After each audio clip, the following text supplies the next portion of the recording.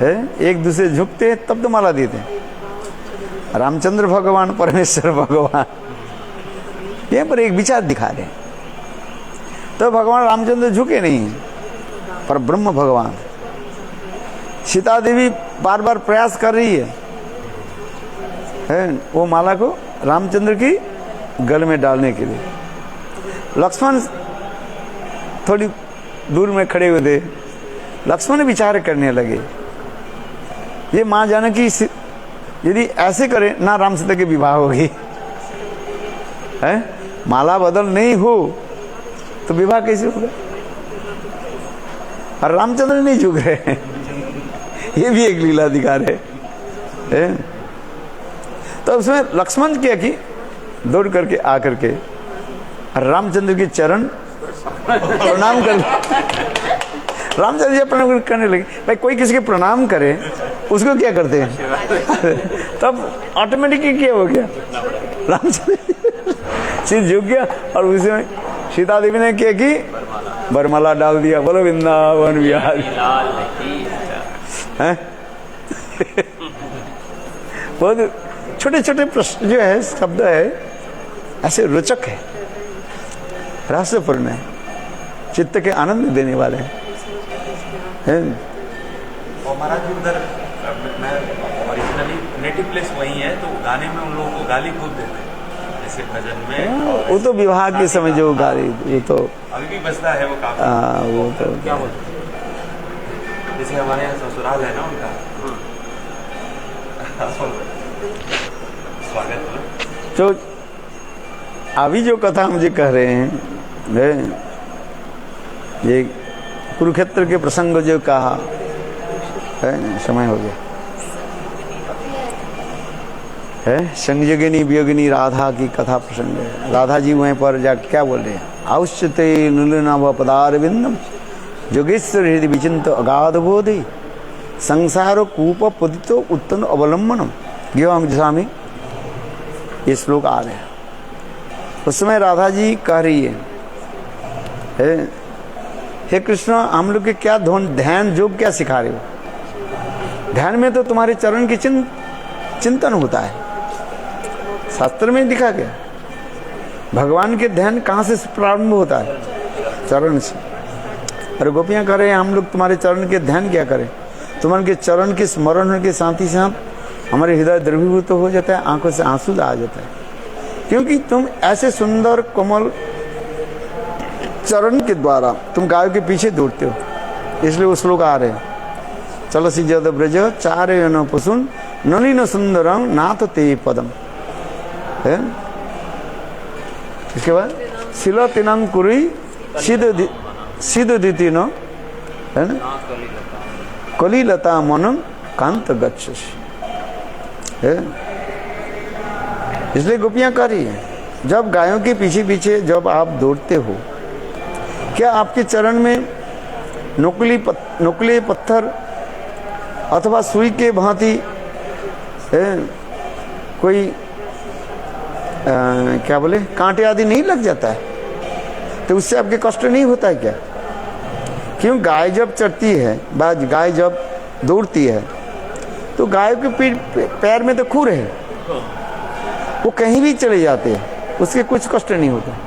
किंतु आप तो, आपके पैर क्या है, नंगा पैर है, तो इसमें आपके पैर में कांटे लगते हैं, क्या आपके कष्ट नहीं होता। इसलिए गोपियां कह रही है कली लता मनंग कांत गच्छसि। मन कभी कभी इस प्रकार एक मन दूसरे मन से मनो लड़ते रहते, झगड़ते रहते हैं। गोपियों की एक मन दूसरे मन के साथ मानो लड़ रहा है। क्या करें, एक मन कह रही है जी हाँ, तुम जब गायों के पीछे जब दौड़ते हो तो नुकीले पत्थर आदि आपके पैर में लग जाते, कष्ट होता है। दूसरी मन कहती है नहीं नहीं, वृंदावन के जितने भी पत्थर है ये सब क्या रबर के भांति है, रबर स्पंज, पैर रखो वो अपने आप दब जाते है। तो उसी प्रकार गोपियों की कभी कभी मनों में एक प्रकार जो है द्वंद्व रहता है, हैं? ये सब बताते हैं। तो गोपियां उसी प्रकार कृष्ण के ऐसे सुंदर अपरागित दिव्य सुकोमल चरण के स्मरण करके रो पड़ते हैं। जिस चरण कमल के जो है वैकुंठ में लक्ष्मी देवी सेवा करती है? वैकुंठ में लक्ष्मी देवी क्या करती है? नारायण के चरण कमल सेवा करती है? और वही चरण कमल आज गायों के पीछे पीछे दौड़ते जा रहे हैं, और जिसमें जो है नुकीले पत्थर कांटे आदि लगते हैं। इसलिए गोपियां इसी को चिंतन करके रो पड़ते हैं। यही कहते हैं, रो पड़ते हैं। इसलिए कलीलता मनन कंत गच्छसि। इसलिए हम उनके ध्यान क्या सिखाओगे? गोपियों की जो ध्यान कहते हैं सहज समाधि कहा जाता है? शास्त्र में समाधि के बारे में कहा गया। एक होता है क्या? सभी कल्प समाधि, एक विकल्प समाधि और एक सहज समाधि है। आज ये समस्त वर्णन है। गोपियों की जो कृष्ण के प्रति समाधि है सहज समाधि, चलते फिरते खाते पीते गोविंद की स्वाभाविक रूप में उनकी हृदय में आ जाता है। समाधि समाधि समाधि सम्यक रूप में, मैंने डायरेक्ट, जिनकी मन बुद्धि स्वाभाविक रूप में लग जाता है।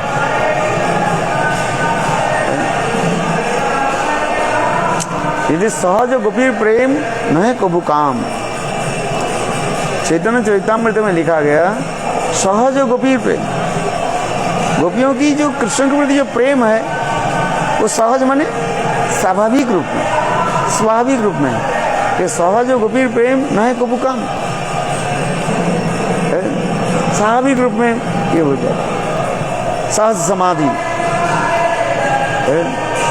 उनकी कोई चिंतन करना नहीं पड़ता है, ना ध्यानस्थ होना पड़ता है, ना कुछ करता है?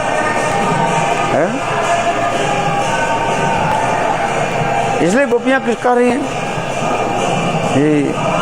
आहुष्यते नलिनाभ पदारविंदम। जोगेश्वरी ब्रह्मा आदि बड़े बड़े जोगी लोग गोविंद के चरण ध्यान करते रहते हैं और निर्मल चित्त में उस गोविंद के चरण कमल को स्थापना करते चाहते हैं। कृष्णदेव भवंतम यद्यपि समाधि विधि रूपी पश्यति न तम नखाग्र मरीचे। श्रील रूप गोस्वामी पाद वर्णन कर रहे हैं, ब्रह्मा आदि बड़े बड़े देवता लोग कोई साधारण नहीं है, जिनके हृदय अत्यंत निर्मल निर्मल हृदय है। उस निर्मल हृदय में गोविंद की चिंतन करके गोविंद के चरण कमल के अपने हृदय में स्थापना करना चाहते हैं। कभी भगवान उनके हृदय में प्रकट होते, कभी भी नहीं प्रकट होते। यद्यपि समाधि विद्रुपी पश्यति न तब नखाग्र मरीचि। और गोपियां क्या करी? उसी चरण कमल के कह रहे हैं हमें कोई जरूरत नहीं, तुम्हारा ध्यान करे। लक्ष्मी आदि जिस चरण कमल की सेवा करती रहते हैं, और गोपियां कह रहे तुम्हारे चरण हमें की जरूरत नहीं है। तुम्हारे चरण के स्मरण करने के साथ ही साथ हम लोग की तो और भी दुख बढ़ जाता है, दुख बढ़ जाता है। देखो कितने भावना कैसे प्रेम की ऐसे स्थिति हो जाती है, उस स्थिति में जाकर के ये समस्त बात निकलता है। देखो कैसे इसी कहा जाता है महाभाव स्थिति कहा जाता है, जहाँ पर जावदासविति सत्संग दशा के प्राप्त करके अनुराग ऐसे अनिर्वचनीय स्थान में चले जाते हैं जिसके बोलना व उसकी व्याख्या करना कोई संभव नहीं है।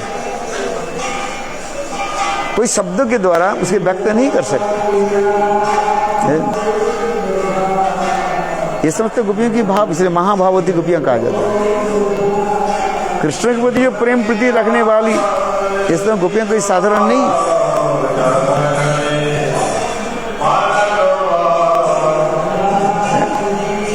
ये समस्त बहुत सुंदर सुंदर भाव आदि व्यक्त होते जा रहे हैं। आश्चर्य से वक्ता कुशलस्थ श्रोता सुनने वाले कोई हो, बोलने वाले कोई हो तो अच्छी बात।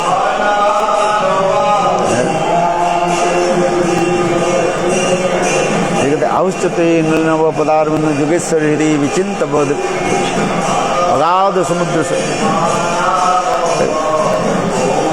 ये समस्त भाव ही व्यक्त। फिर अंत में कृष्ण ने गोपियों की कहा कुरुक्षेत्र में, ये मैं दो चार दिन में अति 70 मैं वृंदावन आ जाऊंगा। ऐसे कह करके कृष्ण गोपियों की सांत्वना दी और गोपियां कृष्ण की यह सांत्वना वाक्य सुन करके विश्वास करने लगे ये कृष्ण अति सत्य ही मतलब जल्दी ही वृंदावन पधारेंगे, हैं? आएंगे। इसलिए कहते चोरी गोपी मनोरथे मन मथे नाम धरे मदन मोहन। कृष्ण वृंदावन क्या बोले कुरुक्षेत्र से वृंदावन जा रहे हैं। कैसे? गोपियों की मौन रूपी रथ में बैठकर। गोपियों की मन क्या हो गया? रथ हो गया, मनोरथ है ना, बैठ करके जा रहे। चोरी गोपी मनोरथे मन मथे नाम धरे मदन मोहन। ये समस्त भाव है। इसी कथा को चैतन्य महाप्रभु सर्वोत्तम राज मंदिर से सुनते थे। भाव माधुर्य कैसे। अच्छा चलो आरती में चलते। दूर प्रेमानंद सुना सब कहाँ से